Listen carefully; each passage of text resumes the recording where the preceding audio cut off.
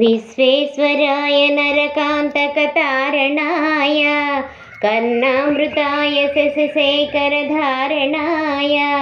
कर्पूरकान्तिधवलाय जटाधराय दारिद्र्यदुःखदहनाय नमः शिवाय गौरीप्रियाय रजनीशकलाधराय कालान्तकाय भुजगाधिपकङ्कणाय गंगाधराय गजराजविमर्दनाय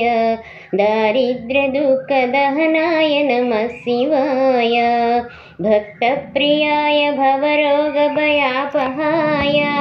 उग्राय दुःखभवसागरतारणाय ज्योतिर्मयाय गुणनामसृणुच्यकाय दारिद्र्यदुःखदहनाय नमः शिवाय चर्माम्बराय शवभस्म विलेपनाय फालेक्षणाय मणिकुण्डलमण्डिताय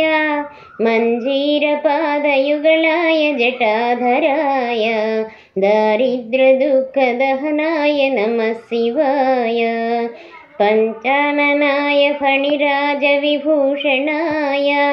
हेमांसुकाय भुवनत्रयमण्डिताय आनन्दभूमिवरदाय तमोतमाय दारिद्र्यदुःखदहनाय नमः शिवाय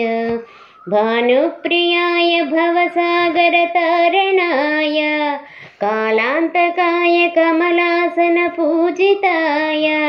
नेत्रत्रयाय शुभलक्षणलक्षिताय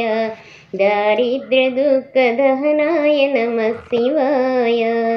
रामप्रियाय रघुनाथवरप्रदाय नामप्रियाय नरकार्णवतारणाय